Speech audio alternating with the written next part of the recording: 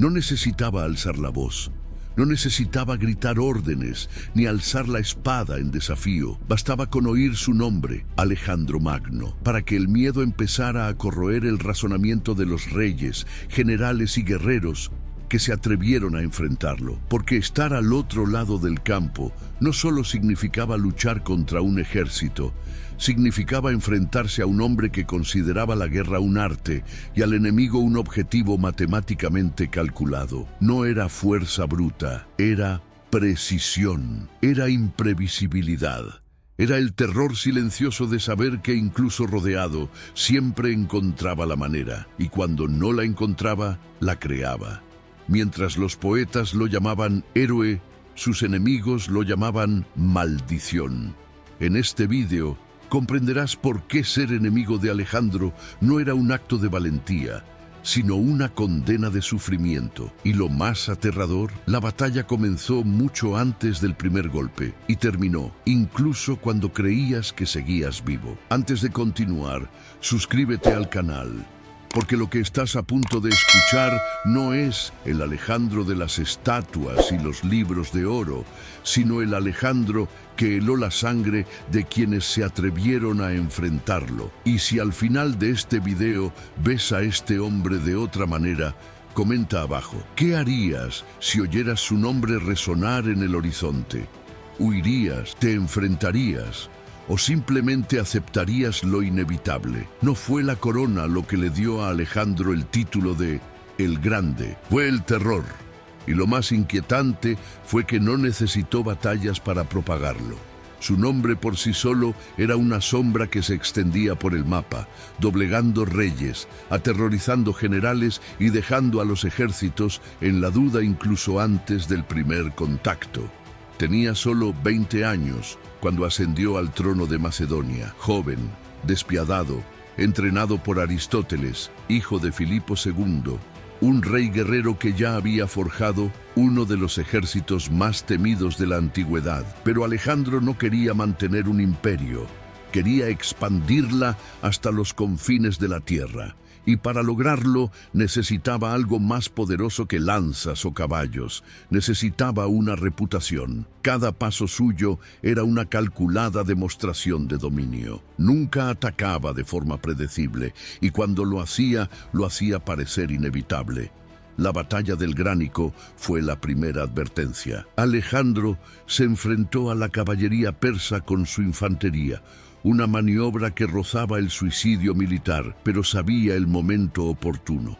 Sabía el momento exacto en que el impacto psicológico superaba la confrontación física.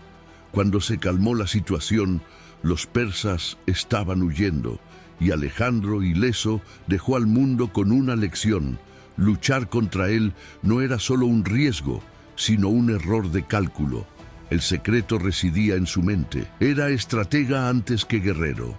Sabía leer el terreno como quien lee un texto, observaba formaciones, estudiaba patrones, anticipaba reacciones. Su ejército era una extensión de su pensamiento.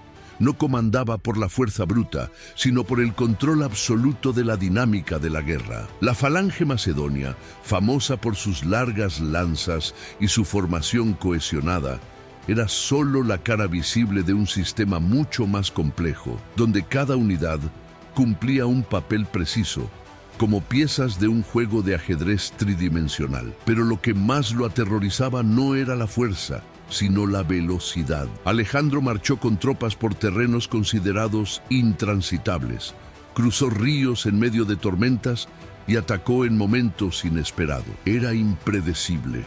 Sus enemigos dormían mal, sin saber si la batalla llegaría al amanecer o a medianoche, si vendría del frente o de la retaguardia.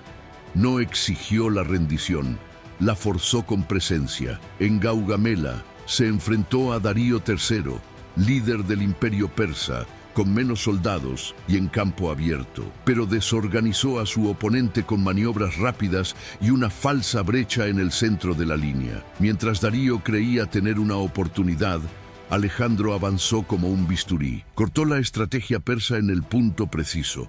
En cuestión de horas, el mayor imperio del mundo antiguo quedó destrozado. El mensaje se extendió como una plaga. Si Alejandro marchaba hacia ellos, no habría defensa. Las ciudades no se preguntaban cómo resistir, sino cuándo caer.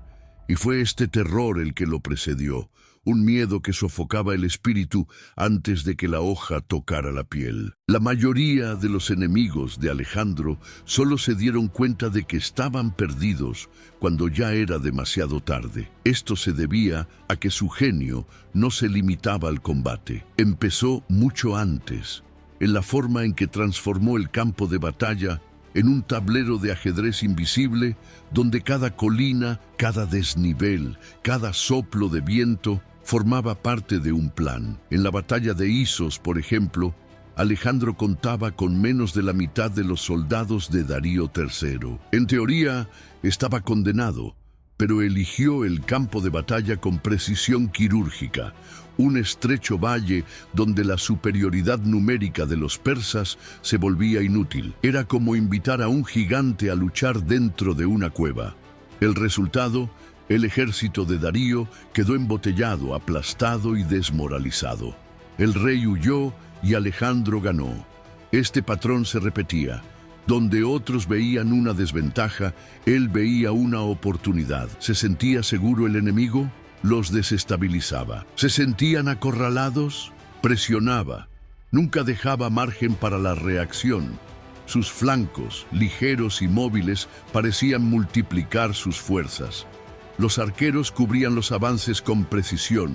Los escuderos despejaban el camino con brutalidad quirúrgica. E incluso cuando parecía lento, calculaba, esperando el momento exacto para el corte final.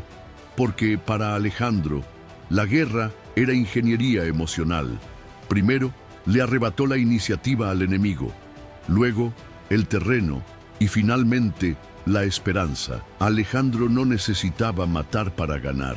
Su arma más afilada era el miedo, y sabía cómo usarlo con precisión quirúrgica en cada ciudad que se resistía. La respuesta era brutal, no solo para castigar, sino para educar, para servir de advertencia al siguiente.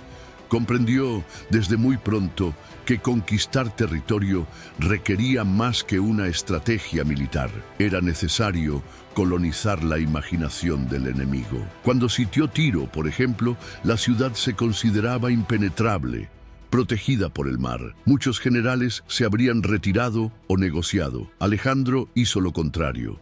Ordenó la construcción de un istmo, una carretera artificial hasta las puertas de la ciudad, con piedras, escombros y cadáveres. Le llevó 7 meses, y cuando finalmente invadió, no perdonó a casi nadie. Ahorcó a 2000 hombres y esclavizó a los supervivientes. Las ciudades vecinas se rindieron sin que él necesitara desenvainar la espada. El mensaje era claro: la resistencia no era heroica, era inútil. Ser enemigo de Alejandro no era una oportunidad para una confrontación justa. Era un billete de ida a la destrucción pública.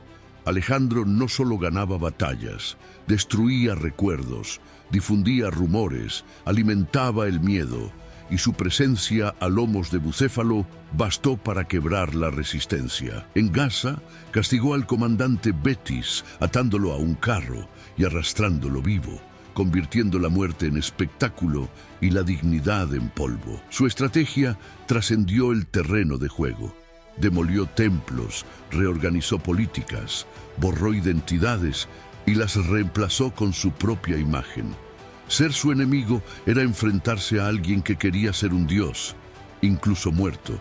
Su sombra moldeó fronteras y dejó traumas. Alejandro Magno no solo conquistó, sino que transformó pueblos enteros en advertencias eternas. Después de conocer esta faceta de Alejandro Magno, el hombre que no solo conquistó, sino que también borró la identidad de quienes se atrevieron a enfrentarlo. Quiero conocer tu perspectiva. ¿Crees que fue un genio estratégico o un tirano que llevó la guerra más allá de los límites humanos? Deja tu comentario abajo.